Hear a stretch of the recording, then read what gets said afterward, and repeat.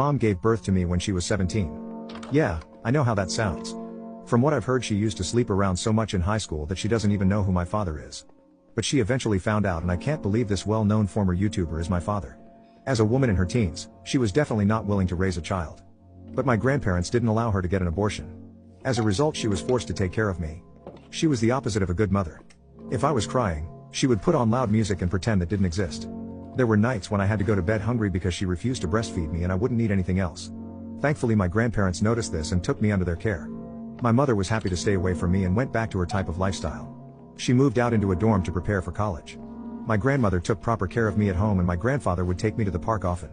He had a surgery done on his hip, so he wasn't able to move that much, but always made sure to play with me. I consider them my real parents and will always be grateful to them. When I was 4 years old, they hired a babysitter to take care of me because they had to attend a wedding. On their way back, they had a terrible accident and unfortunately didn't make it. As a kid at the time, I didn't know that my life was about to become a living hell.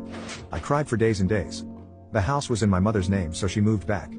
It's like she was happy that her parents were gone, because she began having late night parties in the house literally a week later. She became the queen of her college because she had an empty house where everyone could hang out and do substances. At that time, I still wasn't over the passing of my real parents, so I would cry violently in my room.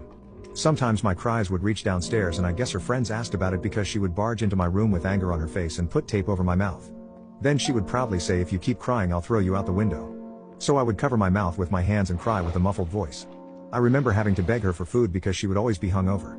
After a few months of this kept repeating, she became fed up with me and took me to another state. I was excited because I thought we were finally going to spend time as a family. Guess what she did? She left me on the front door of an orphanage and drove off.